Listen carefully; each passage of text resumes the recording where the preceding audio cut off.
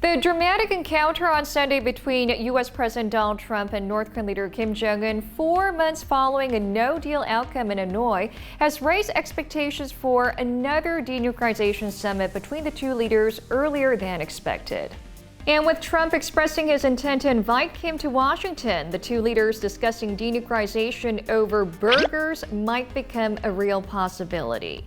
Should it be realized, then it would be a return visit by Kim to the U.S. and the first time a North Korean leader is setting foot on American soil.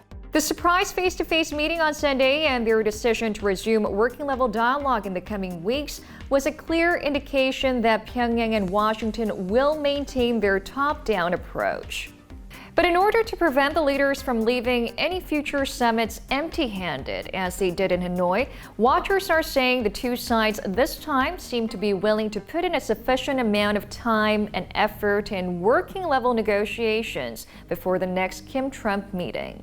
There are both optimism and skepticism about their latest encounter. Of course, some say the latest Kim-Trump meeting was all for show.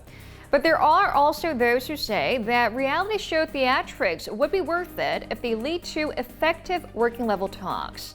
According to the more optimistic pundits, Kim and Trump meeting at a place that symbolizes decades of conflict and division and reaffirming their trust and commitment to dialogue shows that Pyongyang and Washington are now back on track towards a new type of relations free of nuclear threats. And although the two failed to reach an agreement in Hanoi, there are hopes that their Panmunjom encounter could act as a stepping stone towards a more regular summit between the two leaders. And then there's Trump's potential invitation for Kim to visit the White House.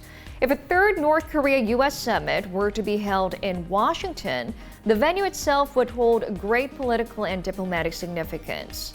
It'll be a symbolic event, creating a substantial momentum to end decades of hostilities and normalize Pyongyang-Washington ties. Plus, analysts say a trip to the U.S., a country representing free market capitalism, could possibly show the North Korean leaders' determination to open up to the outside world.